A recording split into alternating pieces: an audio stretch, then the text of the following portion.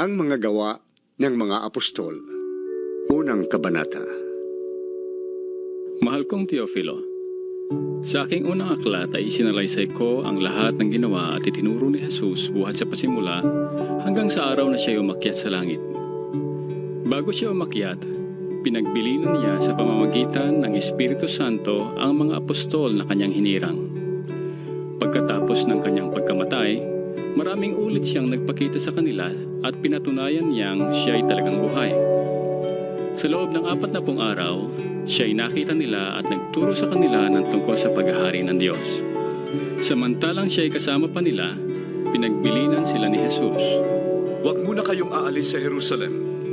Sa halip, hintayin ninyo roon ang ipinangako ng Ama na sinabi ko na sa inyo. Si Juan ay nagbautismo sa tubig, ngunit di na magtatagal at babautismuhan kayo sa Espiritu Santo. Nang muling magkatipon si Jesus at ang mga alagad, nagtanong sila kay Jesus. Panginoon, itatatag na po ba ninyong muli ngayon ang kaharian ng Israel? Sumagot si Jesus. Ang mga panahon at pagkakataon ay itinakda ng Ama sa kanyang sariling kapangyarihan at hindi na kailangan pang malaman ninyo kung kailan yon. Ngunit tatanggap kayo ng kapangyarihan pagbaba sa inyo ng Espiritu Santo at kayo'y magiging mga saksi ko sa Jerusalem, sa buong Judea at Samaria at hanggang sa dulo ng daigdig. Pagkasabi nito, si Jesus ay niakyat sa langit habang ang mga alagad ay nakatingin sa kanya at natakpan siya ng ulap. Habang sila ay nakatitig sa langit, walang ano-ano ay 2 lalaking nakaputi ang lumitaw sa tabi nila. Kayong mga taga-Galilea, Sabi nila, bakit kayo nakatayo rito at nakatingin sa langit? Itong si Jesus na umakyat sa langit ay magbabalik gaya ng nakita niyong pag-akyat niya. nagbalik sa Jerusalem ang mga apostol buhat sa bundok ng mga Olibo na halos 1 kilometro ang layo sa lungsod. Pagdating sa bahay na kanilang tinutuluyan, umakyat sila sa silid sa itaas. Sila ay sina Pedro, Juan, Santiago, Andres, Felipe, Tomas, Bartolome, Mateo, si Santiago ang anak ni Alfeo, si Simong Makabayan, at si Judas na anak ni Santiago. Lagi silang nagsasama-sama sa pananalangin kasama ang mga babae at si Mariang ina ni Jesus. Gayon din ang mga kapatid ni Jesus. Makalipas ang ilang araw, nang nagkakatipon ang may 120 kapatid, tumindig sa harap nila si Pedro at nagsalita. Mga kapatid, kailangang matupad ang sinasabi sa kasulatan na ipinahayag ng Espiritu Santo sa pamamagitan ni David tungkol kay Judas na nanguna sa mga dumakip kay Jesus. Si Judas ay isa sa amin at naging kasama namin sa paglilingkod. Ang kabayaran sa kanyang pagtataksil ay ibinili niya ng lupa. Doon siya nahulog ng patiwarik at sumabog ang kanyang tiyan at lumabas ang kanyang bituka. Nabalita iyon sa buong Jerusalem, kaya nga't ang lupang iyon ay tinawag na Akeldama sa kanilang wika, na ang ibig sabihin ay bukit ng dugo. Sinabi pa ni Pedro, Nasusulat sa aklat ng mga awit, ang tirahan niya'y tuluyang layuan at huwag nang tirhan ninuman. Nasusulat din, ibigay sa iba ang kanyang tungkulin. Kaya't dapat tayong pumili ng isang makakasama namin bilang saksi sa muling pagkabuhay ni Jesus. Kailangang siya'y isa sa mga kasama namin sa buong panahong kasama kami ng Panginoong Jesus. Mula ng bautismuhan ni Juan si Jesus, hanggang sa siya ay iniakyat sa langit.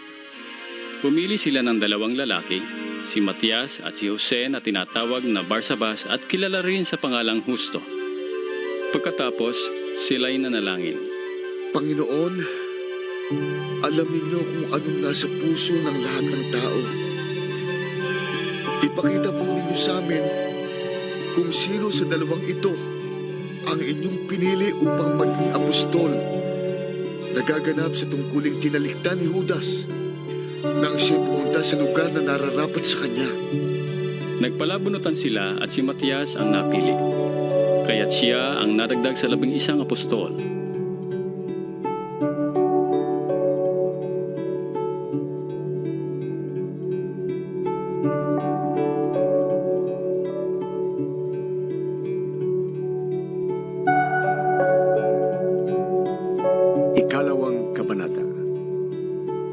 Nang sumapit ang araw ng Pentecostes, nagkatipon silang lahat sa isang lugar.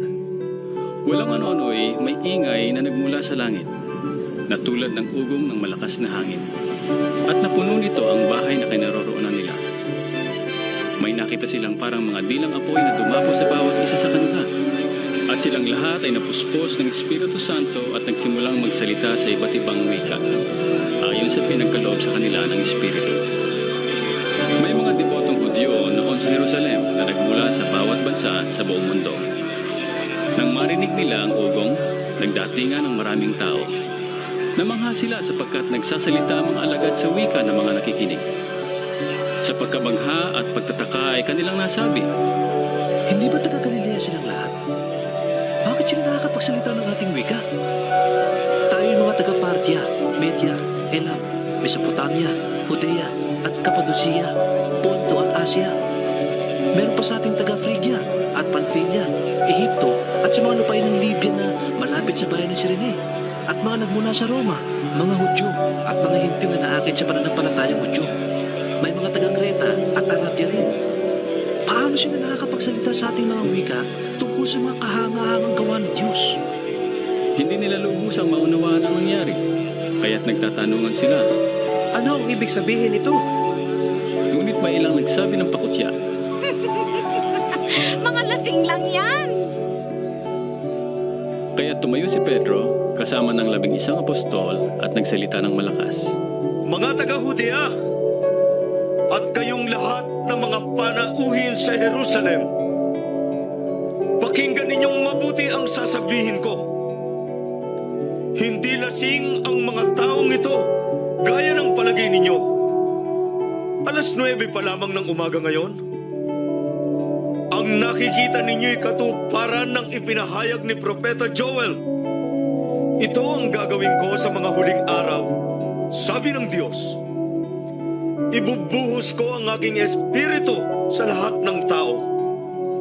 Ipapahayag ng inyong mga anak na lalaki at babae ang aking mensahe. Ang inyong mga binata ay makakakita ng mga pangitain, at ang inyong matatandang lalaki ay magkakaroon ng mga panaginip. Sa mga araw na iyon, ibubuhos ko ang aking espiritu sa aking mga alipin, maging lalaki at maging babae, at ipapahayag nila ang aking mensahe. Magpapakita ako ng mga himala sa langit at mga kababalagan sa lupa, dugo, apoy at makapal na usok. Ang araw ay magdidilim. Ang buwan ay pupulang gaya ng dugo bago sumapit ang dakila at maluwalhating araw ng Panginoon. At sa panahong yon, ang sino mang tumawag sa pangalan ng Panginoon ay maliligtas. Mga Israelita, pakinggan ninyo ito. Si Jesus na taga Nazaret ay sinugo ng Diyos. Pinatunayan ito ng mga himala, mga kababalaghan, at mga tandang ginawa ng Diyos sa pamamagitan niya. Alam ninyo ito, sapagkat ang lahat ng ito ay naganap sa kalagitnaan ninyo. Ngunit ang taong ito na ipinagkanulo sa inyo ayon sa pasya at kaalaman ng Diyos sa mulat mula pa, ay ipinapako ninyo at ipinapatay sa mga taong masasama.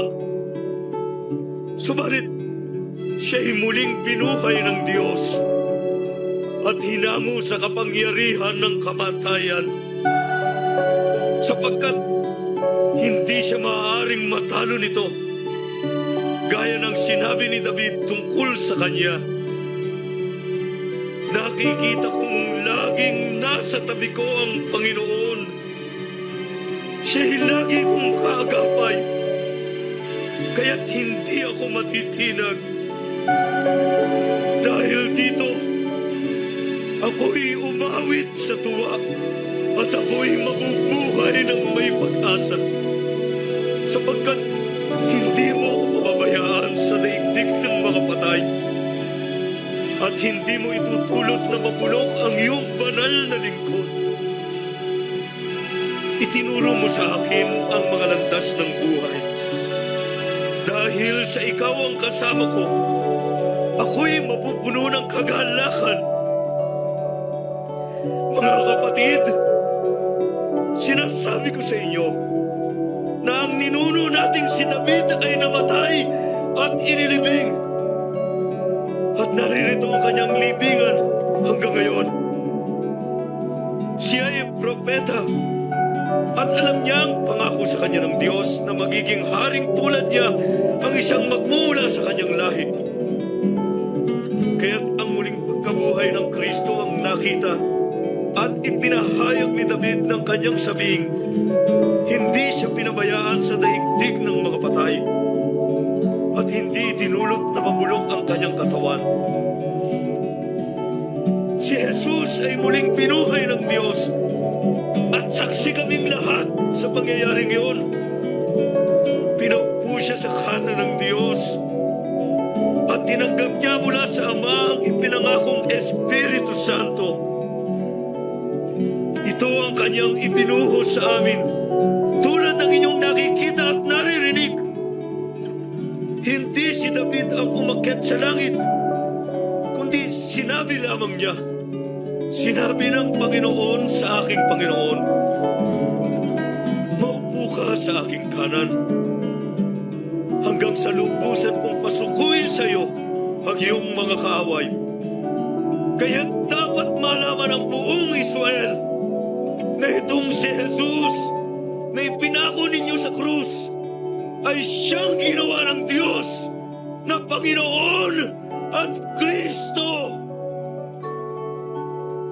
Nabagbag ang kanilang kalooban nang marinig ito. Kaya tinanong nila si Pedro at ang ibang mga apostol.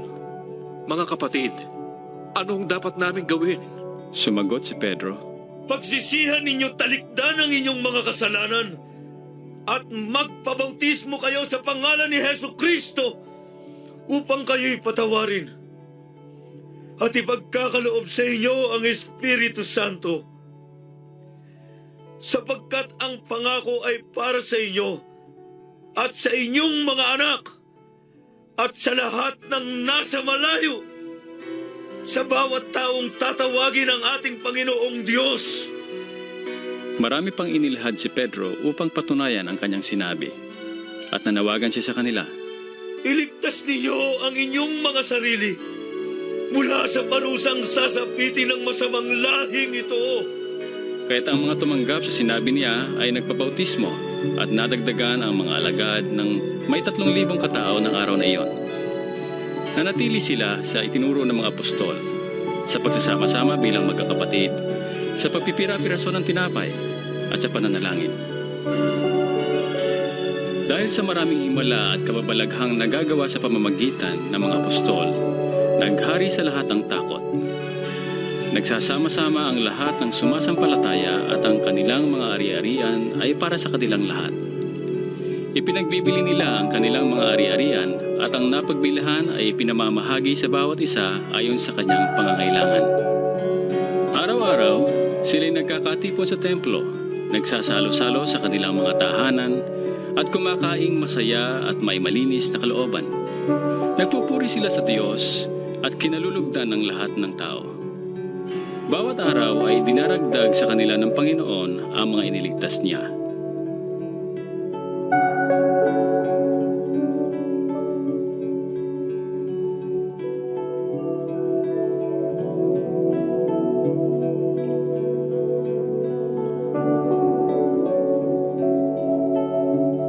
Ikatlong kabanata.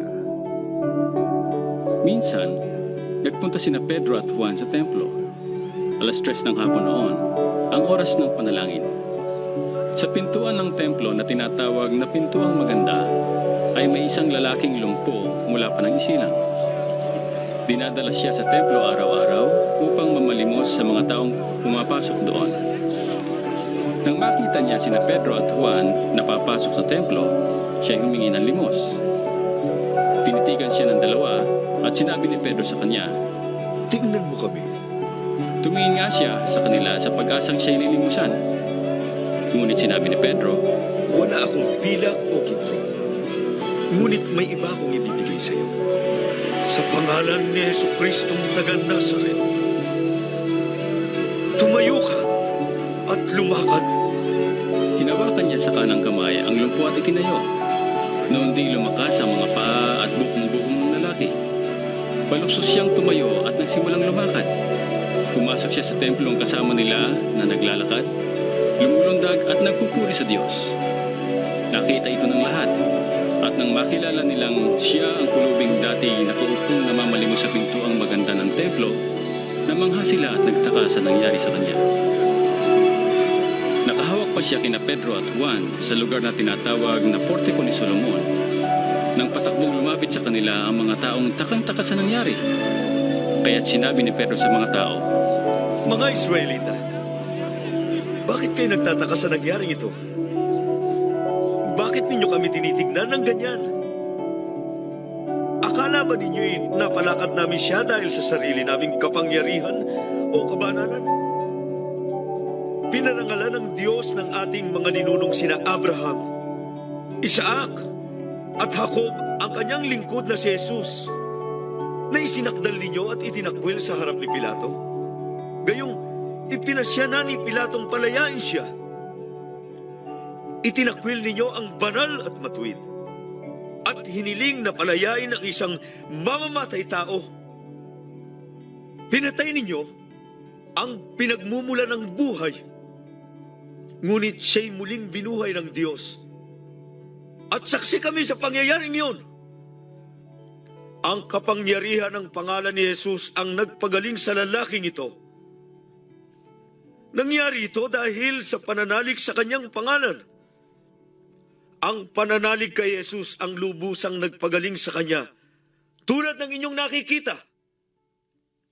Mga kapatid, alam kong hindi ninyo nalalaman ang inyong ginawa. Gayon din ang inyong mga pinuno. Ngunit sa ginawa ninyo'y natupad ang malaunang ipinahayag ng Diyos sa pamamagitan ng mga propeta na ang Kristo'y kailangang magtiis ng hirap. Kaya nga, magsisi kayo at magbalik loob sa Diyos upang patawarin kayo sa inyong mga kasalanan. At nang sa gayon ay sumapit na ang panahon ng kapahingahan mula sa Panginoon. Susuguin niya si Jesus, ang Kristong hinirang mula pa noong una para sa inyo. Siya'y dapat munang manatili sa langit hanggang sa dumating ang pagbabago ng lahat ng bagay ayon sa ipinahayag ng Diyos sa pamamagitan ng kanyang mga banal na propeta mula pa noong una. Sapagkat sinabi ni Moises, ang Panginoon ninyong Diyos ay pipili mula sa inyong lahi ng isang propetang katulad ko. Sundin ninyo ang lahat ng sasabihin niya sa inyo. Ang sino mang hindi sumunod sa propetang iyon ay ihihiwalay sa bayan ng Diyos at lilipunin. Ang lahat ng propeta mula kay Samuel at lahat ng sumunod sa kanya ay nagpahayag din tungkol sa panahong iyon. Ang mga pangako ng Diyos sa pamamagitan ng mga propeta ay para sa inyo. At kasama kayo sa tipan na ginawa ng Diyos at ng inyong mga ninuno ng kanyang sabihin kay Abraham, pagpapalain ko ang lahat ng angkan sa daigdig sa pamamagitan ng iyong lipi. Kaya't matapos buhayin ng Diyos ang kanyang lingkod, sa inyo siya unang sinugo upang pagpalain kayo sa pamamagitan ng pagtalikod ninyo sa inyong masasamang pamumuhay.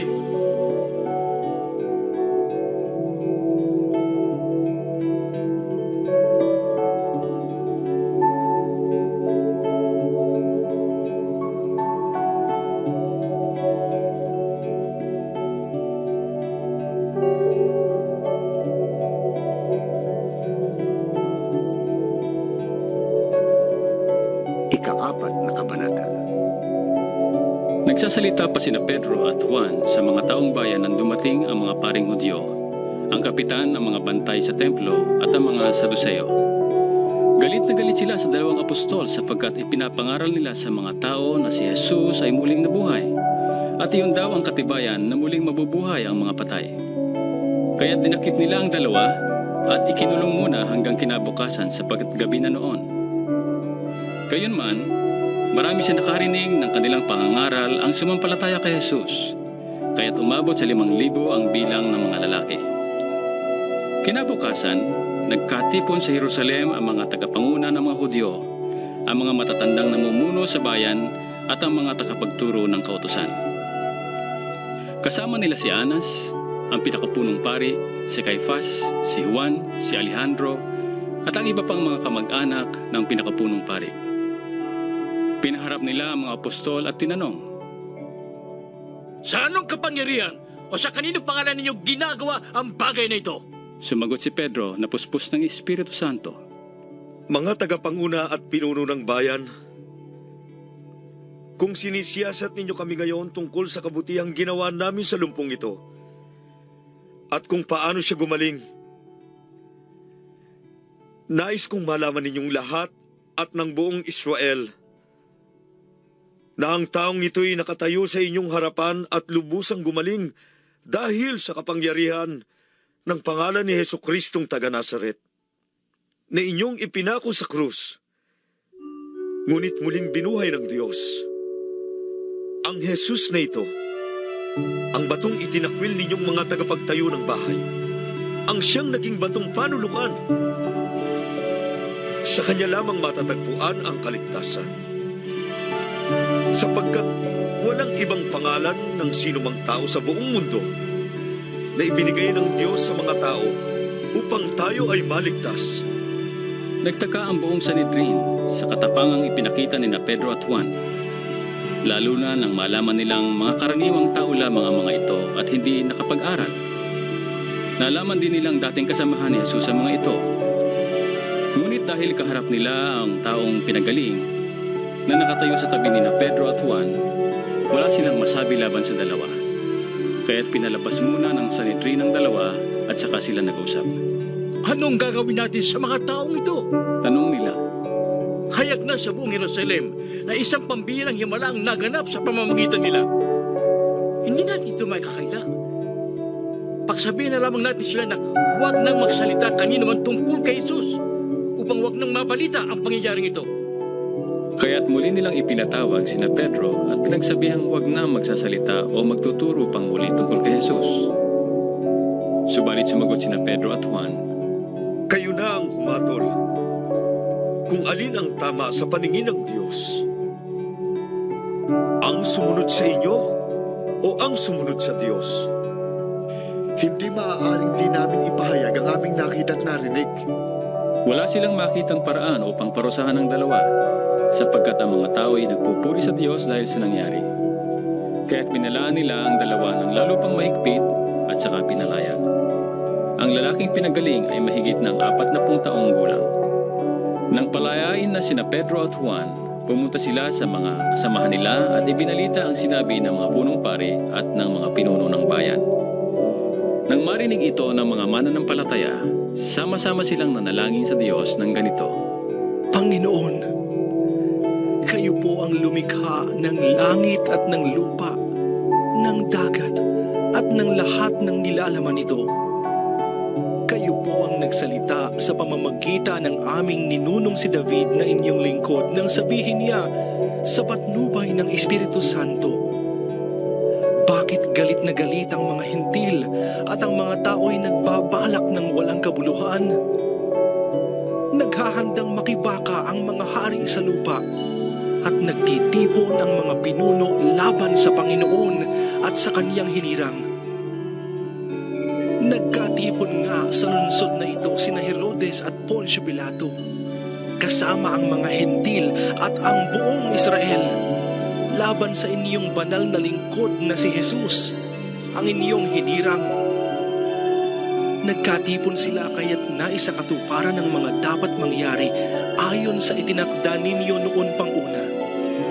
At ngayon, Panginoon, tingnan ninyo, pinagbabantaan nila kami. Tulungan ninyo ang inyong mga alipin na maipangaral ang inyong salita ng buong tapang. Iunat ninyo ang inyong kamay upang magpagaling at loobin ninyo na sa pangalan ng inyong banal na lingkod na si Jesus ay makagawa kami ng mga himala. Pagkatapos nilang manalangin, nayanig ang kanilang pinagtitipunan. Silang lahat ay napuspos ng Espiritu Santo at buong tapang na nangaral ng salita ng Diyos. Nagkakaisa ang damdamin at isipan ng lahat ng sumasampalataya. At di itinuturing ni Numan na sarili niya ang kanyang mga ari-arian, kundi para sa lahat. Taglay ang dakilang kapangyarihan. Ang mga apostol ay patuloy na nagpapatotoo tungkol sa muling pagkabuhay ng Panginoong Hesus. At ibinuhos ng Diyos ang kanyang pagkapala sa kanilang lahat. Walang kinakapos sa kanila sapagkat ipinagbibili nila ang kani-kanilang lupa o bahay. At ang pinagbilhan ay dinadala nila sa mga apostol. Ipinamamahagi naman iyon ayon sa pangangailangan ng bawat isa. Ganon ang ginawa ni Jose, isang Levitang taga-Chipre na tinawag ng mga apostol na Bernabe, na ang ibig sabihin matulungin. Ipinagbili niya ang kanyang bukid at ibinigay sa mga apostol ang pinagbilhan.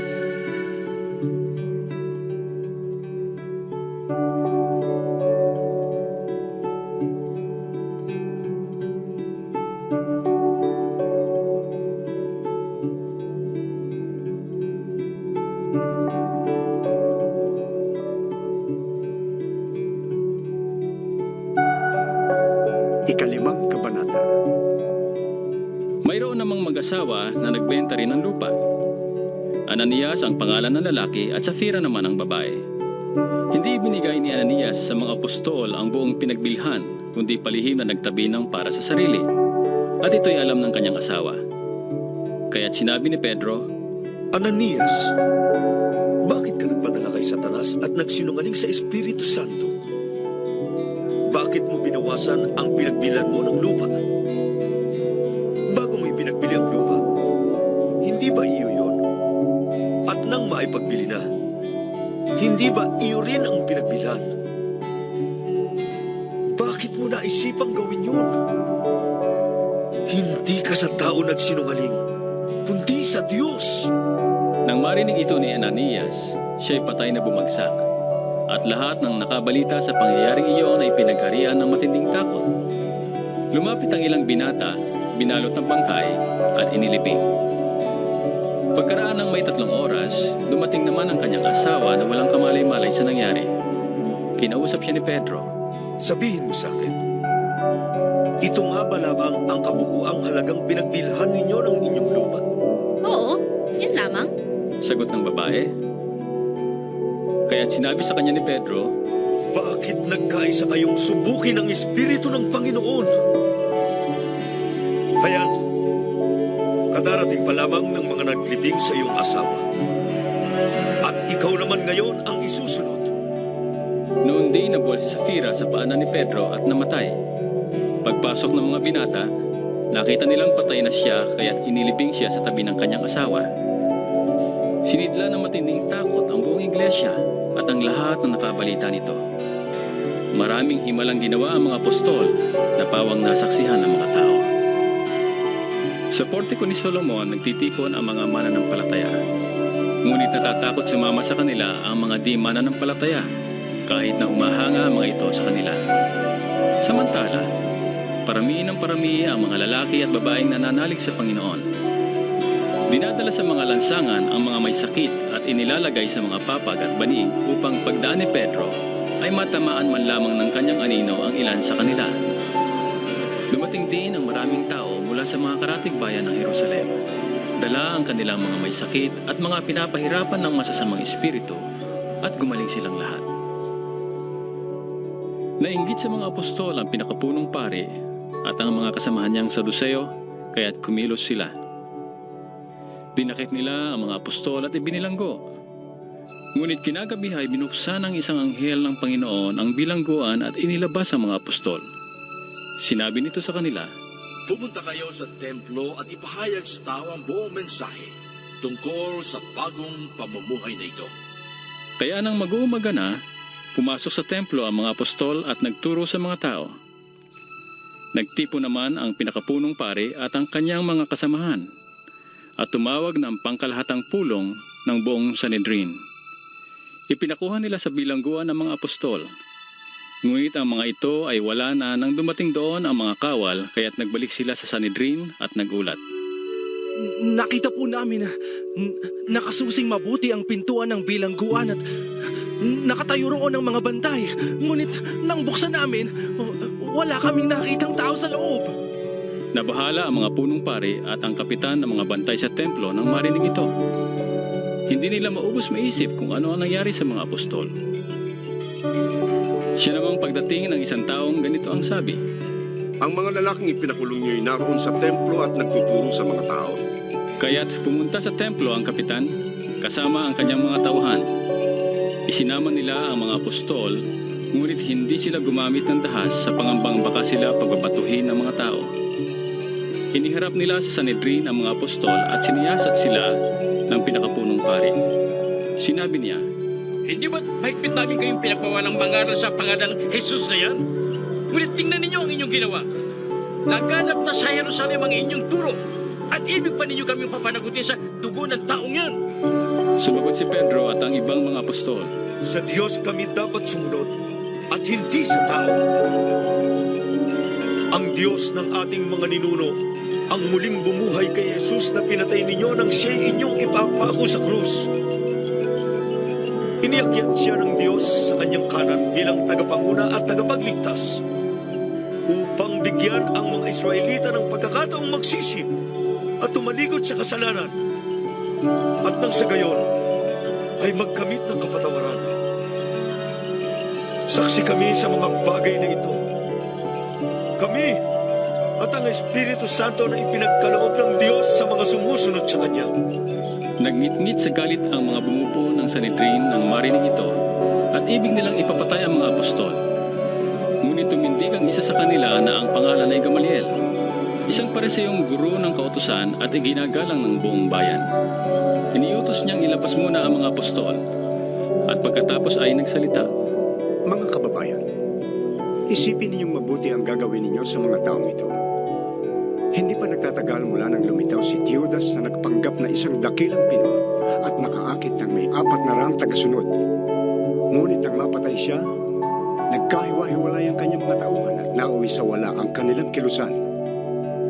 Pagkatapos, lumitaw naman si Judas na taga-Galilea noong panahon ng pagpapatala ng mga mamamayan at nakaakit din ito ng maraming tauhan. Nang mapatay siya, nagkahiwa-hiwalay din ang mga tagasunod niya. Kaya't ganito ang payo ko. Huwag ninyong pakailaman ang mga taong ito. Hayaan ninyo sila. Kung kanilang plano o kilusan ay mula sa tao, ito'y kusang mawawala. Ngunit kung ito'y mula sa Diyos, hindi ninyo ito mahahadlangan at lilitaw pang kayo'y lumalaban sa Diyos. Sinunod nga nila ang payo ni Gamaliel. Pinapasok nilang muli ang mga apostol at matapos ipahagupit at pagbawalang mangaral sa pangalan ni Jesus, ay saka pinalaya. Nilisan ng mga apostol ang Sanhedrin at sila'y galak na galak sapagkat minarapat ng Diyos na sila'y magdanas ng kahihiyan alang-alang kay Jesus. At araw-araw, nagpupunta sila sa templo at sa mga bahay-bahay upang magturo at mangaral tungkol kay Jesus, ang Kristo.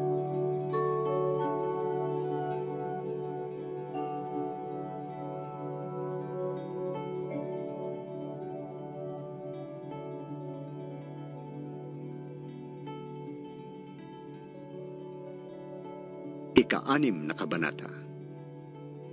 Patuloy ang pagdami ng mga sumasampalataya at dumating ang panahong nagreklamo ang mga Helenista laban sa mga Hebreo.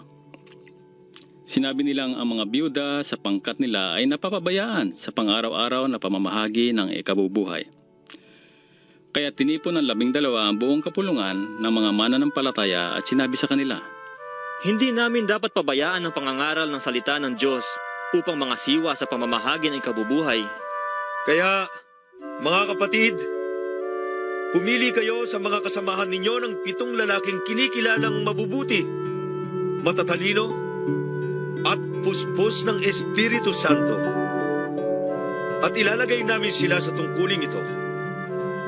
At iuukol naman namin ang buong panahon namin sa pananalangin at sa pangangaral ng salita.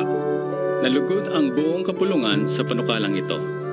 Kaya't pinili nila si Esteban, isang lalaking matibay ang pananalig sa Diyos at puspos ng Espiritu Santo, at sina Felipe, Procoro, Nicanor, Timon, Parmenas, at si Nicolas na taga-Antioquia, isang hentil na nahikayat sa pananampalataya ng mga Hudyo.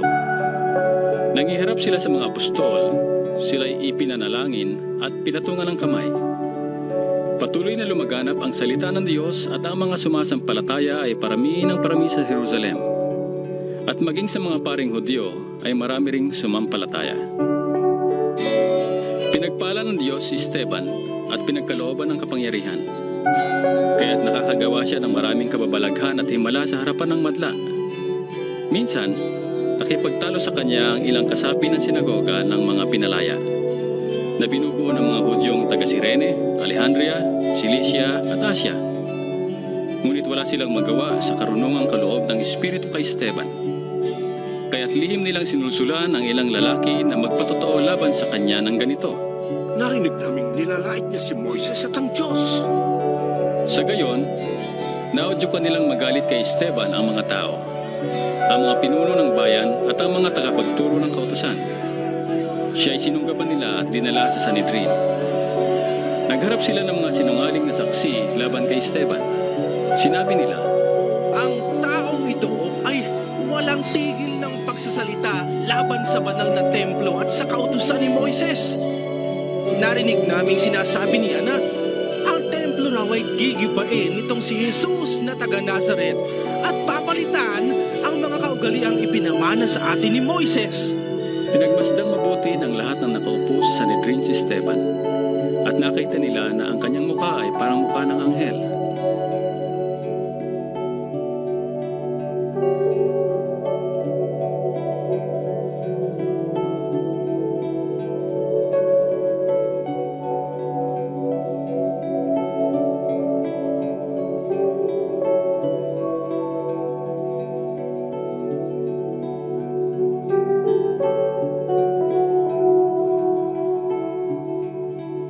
Ikapitong kabanata. Si Esteban ay tinanong ng pinakapunong pare. Totoo ba ang lahat ng ito? Sumagot si Esteban, Mga kapatid at mga magulang, pakinggan niyong sasabihin ko. Ang dakil at makapangyarihang Diyos ay nagpakita sa ating ninunong si Abraham nang siya'y nasa Mesopotamia pa bago siya nanirahan sa Haran. Sinabi sa kanya ng Diyos, iwan mo ang iyong lupain at mga kamag-anakan at pumunta ka sa lupaing ituturo ko sa iyo. Kaya't umalis siya sa lupain ng mga Kaldeo at nanirahan sa Haran. Pagkamatay ng kanyang ama, siya'y pinalipat ng Diyos sa lupaing ito na inyong tinitiran ngayon. Gayunman, hindi pa siya binigyan dito ng Diyos ng kahit na kapirasong lupa. Ngunit ipinangako sa kanya na ang lupaing ito ay magiging kanya at salipin niya kahit na wala pa siyang anak noon. Ganitong sinabi sa kanya ng Diyos, makikitira sa ibang lupain ang iyong lipi. Aalipinin sila roon at pahihirapan sa loob ng 400 taon. Ngunit parurusahan kong bansang aalipin sa kanila. Aalis sila roon at sasambasakin sa lugar na ito. At iniutos ng Diyos kay Abraham ang pagtutulib bilang tanda ng kanilang kasunduan. Kaya't nang isilang si Isaac, tinuli niya ito sa 8 araw. Ganoon din ang ginawa ni Isaac sa anak niyang si Jacob. At ginawa naman ni Jacob sa 12 niyang anak na lalaki na siyang naging mga ama ng 12 lipi. Nainggit kay Jose ang kanyang mga kapatid na lalaki. Kaya't siya'y ipinagbili nilang alipin sa Ehipto. Ngunit kasama niya ang Diyos at hinango siya ng Diyos sa lahat ng kanyang kahirapan.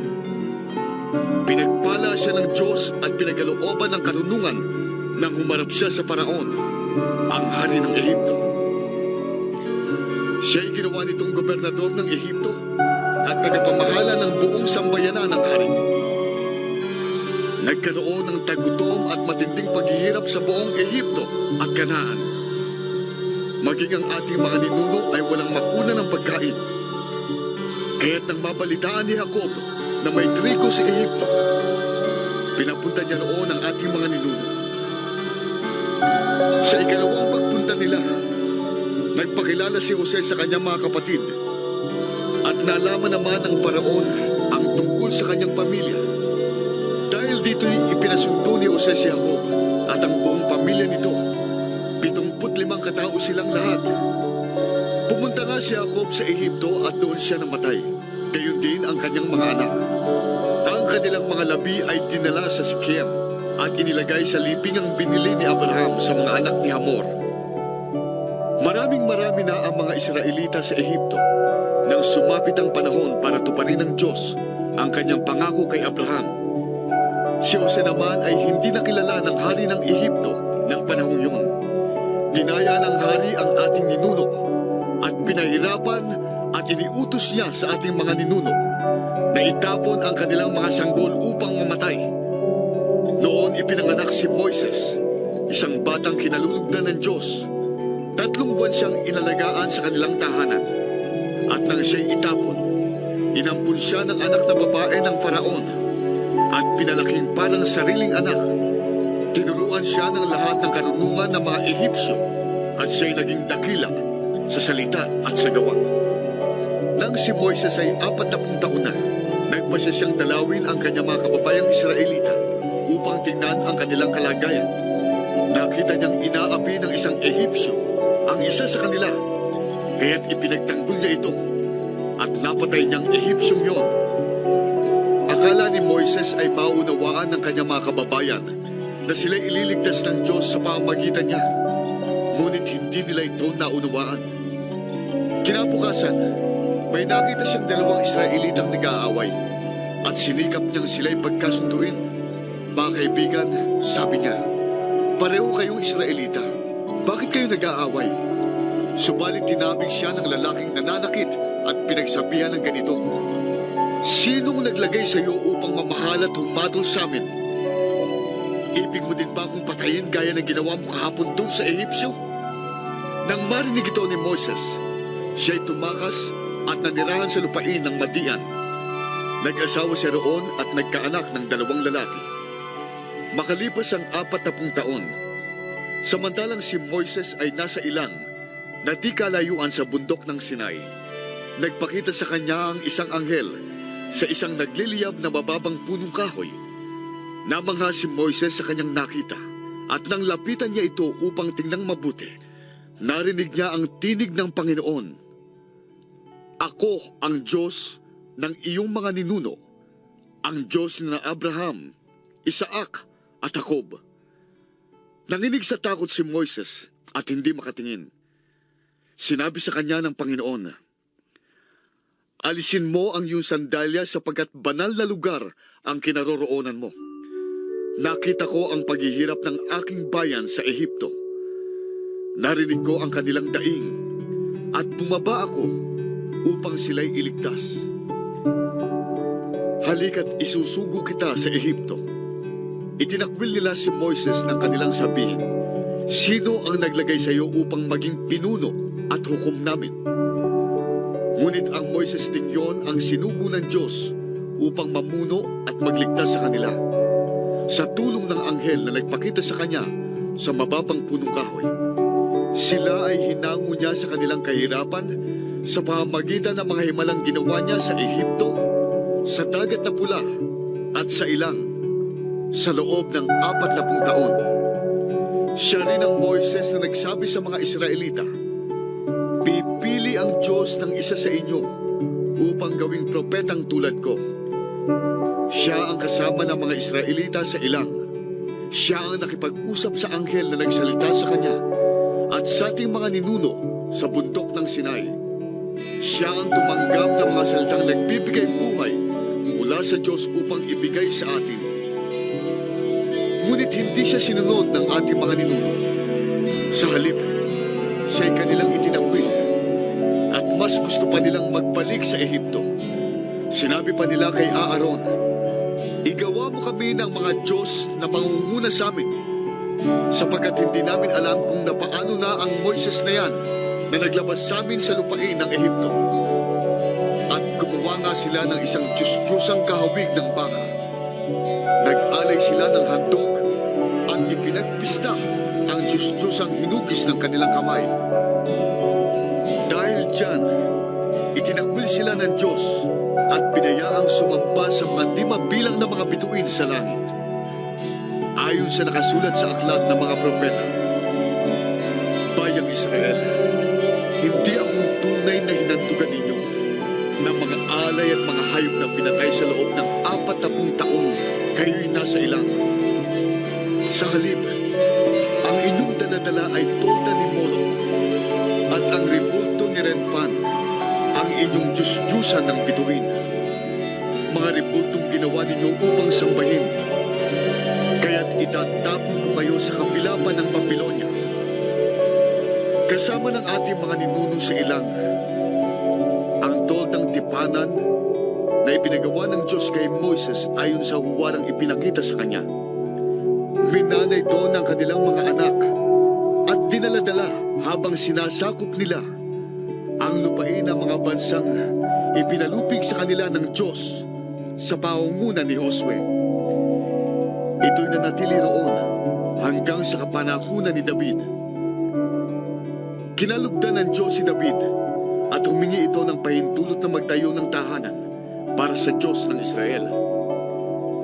Ngunit si Solomon na ang nagtayo ng tahanan yon. Gayunman, ang kataas-taasang Diyos ay hindi naninirahan sa mga bahay na ginawa ng tao. Sabi nga ng propeta, ang langit ang aking trono, sabi ng Panginoon, at ang lupa ay tuntungan ng aking mga paa. Ano pang bahay ang itatayo ninyo para sa akin? O lugar na pagpapahingahan ko? Hindi ba't ako ang gumawa ng lahat ng ito? Napakatigas ng ulo ninyo. Ayaw ninyong magbago ng inyong kalooban. Ayaw ninyong dinggin ang katotohanan mula sa Diyos. Kung ano ang ginawa ng inyong mga ninuno, yun din ang ginagawa ninyo ngayon. Lumalaban kayong lagi sa Espiritu Santo. Sinong propetang hindi inusig ng inyong mga ninuno? Pinatay nila ang mga nagpapahayag tungkol sa pagparito ng matuwid na inyo namang pinagtaksilan at ipinapatay. Tinanggap ninyo ang kautosang ibinigay ng Diyos sa pamamagitan ng mga anghel. Ngunit hindi naman ninyo ito sinusunod. Nagalit kay Esteban ang buong Sanhedrin nang marinig iyon at nagingit sila laban sa kanya. Ngunit si Esteban, napuspos ng Espiritu Santo, ay tumingala sa langit at nakita niya ang kalwalhatian ng Diyos at si Jesus na nakatayo sa kanan nito. Kaya't sinabi niya, nakikita kong bukas ang kalangitan at ang anak ng tao na nakatayo sa kanan ng Diyos. Tinakpan nila ang kanilang tainga at nagsigawan. Pagkatapos, sabay-sabay nilang sinugot si Esteban at kinalagkad palabas ng lungsod upang batuhin. Inilagay ng mga saksi ang kanilang mga balabal sa paanan ng isang binatang nagngangalang Saulo. At pinagbabato nila si Esteban na nananalangin naman ng ganito, Panginoong Jesus, tanggapin mo po ang aking espiritu. Lumuhod si Esteban at sumigaw ng malakas, Panginoon, huwag mo po silang papanagutin sa kasalanang ito. At pagkasabi nito, siya'y namatay.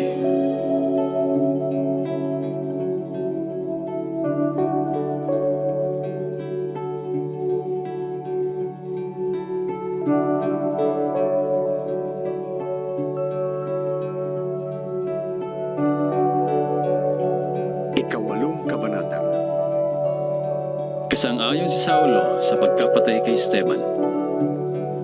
Nang araw na iyon, nagsimula ang mahigpit na pag-uusig laban sa iglesia sa Jerusalem. At maliban sa mga apostol, ang lahat ng sumasampalataya ay napunta sa iba't ibang lugar sa lupain ng Judea at Samaria. Si Esteban na may inilibing ng mga taong may takot sa Diyos at tinangisan ng gayon na lamang. Samantala, sinikap ni Saulong wasakin ang iglesia. Pinapasok niya ang mga bahay-bahay at ang mga mananampalataya ay kanyang kinakaladkat at ibinibilanggo. maging lalaki man o babae. Ang mga mananampalataya ay nakarating sa iba't ibang lugar at saan man sila mapunta ay pinapangaral nila ang salita. Nagpunta si Felipe sa isang lungsod ng Samaria at ipinahayag doon ang Kristo. Nang mapakinggan ng mga tao si Felipe at makita ang mga himalang ginagawa niya, inisip nilang mabuti ang kanyang sinasabi. Ang masasamang espiritu ay umaalis sa mga taong sinasaniban nito at sumisigaw habang lumalabas. Maraming mga lumpo at pilayang napagaling kaya't nagkaroon ng malaking kagalakan sa lungsod na iyon. Doon may isang lalaking ang pangalan ni Simon. Noong una, pinapahanga niya ang mga Samaritano sa pamamagitan sa lamangka. Ipinagmamalaki niya na siya ay may taglay na kapangyarihan at pinapakinggan naman siya ng lahat mula sa pinakamababa hanggang sa pinakadakila. Ang lalaking ito ang tinatawag na dakilang kapangyarihan, ang kapangyarihan ng Diyos. Sabi nila. Mahabang panahon ding sila'y pinahanga niya sa pamamagitan ng kanyang salamangka, kaya siya'y patuloy na pinapakinggan nila.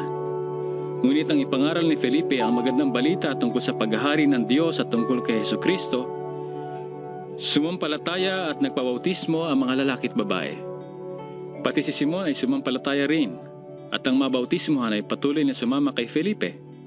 Humanga siya nang makita niya ang mga himala. Nang mabalitaan ng mga apostol sa Jerusalem na tinanggap ng mga Samaritano ang salita ng Diyos, sinugo nila roon sina Pedro at Juan. Pagdating doon, ipinanalangin nila ang mga Samaritano upang sila'y tumanggap din ng Espiritu Santo sapagkat hindi pa ito bumababa sa kanino man sa kanila. Sila'y nabautismuhan lamang sa pangalan ng Panginoong Hesus. Ipinatong nina Pedro at Juan ang kanilang kamay sa mga Samaritano at tumanggap sila ng Espiritu Santo. Nakita ni Simon na ang Espiritu ay ipinagkakaloob sa pamamagitan ng pagpapatong ng kamay ng mga apostol. Kaya't inilok niya ng salapi sina Pedro at Juan. Bigyan niyo ko ng kapangyarihang ito upang ang sinamang patungan ko ng kamay ay tumanggap din ng Espiritu Santo. Sabi niya. Sinagot siya ni Pedro. Mapapahama ka. Ikaw at ang iyong salapi, sapagkat inakala mong mabibili ng salapi ang kaloob ng Diyos. Wala kang bahagi ni karapatan sa bagay na ito, sapagkat alam ng Diyos na marumi ang puso mo. Pagsisihan mo ang iyong kasamaan at manalangin ka sa Panginoon na naway patawarin ka niya sa masama mong hangarin. Sapagkat nakikita kong inggit na inggit ka at bilanggo ng kasalanan. Idalangin niyo ko sa Panginoon. Sabi ni Simon. Para hindi ko sapitin ang alinman sa mga sinabi niyo. Bumalik sa Jerusalem sina Pedro at Juan pagkatapos magpatotoo at mangaral ng salita ng Panginoon sa lungsod ng Samaria. At ipinangaral nila ang magandang balita tungkol kay Kristo sa maraming nayon ng Samaria na kanilang dinaanan. Pagkatapos, si Felipe naman ay inutusan ng isang anghel ng Panginoon. Pumunta ka agad sa tibok sa daan mula sa Jerusalem, papuntang Gaza. Hindi na iyon dinadaanan ngayon. Pumunta nga doon si Felipe at dumating naman ang isang pinunong taga-Ethiopia na ingat yaman ng Candace o reyna ng Ethiopia. Galing siya sa Jerusalem at sumamba sa Diyos. Pauwi na siya noon, nakasakay sa kanyang karwahe at nagbabasa ng aklat ni Propeta Isias. Sabayan mo ang sasakyang iyon. Utos ng Espiritu kay Felipe. Kaya patakbong lumapit si Felipe at narinig niyang pinabasa ng pinuno ang aklat ni Propeta Isias. Tinanong ni Felipe ang pinuno. Nauunawaan ba ninyo ang inyong binabasa? Sagot naman ito, paano kung mauunawan ito kung walang magpapaliwanag sa akin? At si Felipe ay inanyayahan niyang sumakay sa karwahe at umupo sa tabi niya. Ito ang bahagi ng kasulatang binabasa niya. Kung paanong hindi nag-iingay ang tupang dinadala sa katayan o ang korderong ginugupitan, gayon din siya. Hindi siya nagbuka ng kanyang bibig. Siya ay hinamag at pinagkaitan ng katarungan. Walang may tatala tungkol sa kanyang mga lahi, sapagkat kinitil dito sa lupa ang kanyang buhay. Sabihin mo nga sa akin, Sabi ng pinuno kay Felipe, sino ba ang tinutukoy dito ng propeta? Sarili ba niya o iba? simula sa kasulatang ito ay isinalaysay sa kanya ni Felipe ang magandang balita tungkol kay Jesus. Nagpatuloy sila sa paglalakbay at dumating sa isang lugar na may tubig, May tubig dito. sabi ng pinuno. Ako ba ay hindi pa maaaring bautismahan? Pinatigil ng pinuno ang karwahe, lumusong silang dalawa sa tubig at binautismuhan siya ni Felipe. Pagkaahon nila sa tubig, si Felipe ay kinuha ng Espiritu ng Panginoon at hindi na siya nakita ng pinuno. Ang pinuno ay tuwang-tuwang nagpatuloy sa paglalakbay. Namalaya na lamang ni Felipe na siya ay nasa Azoto. Mula roon, ipinangaral niya ang magandang balita tungkol kay Jesus sa lahat ng bayang dinaraanan niya hanggang sa marating niya ang Cesarea.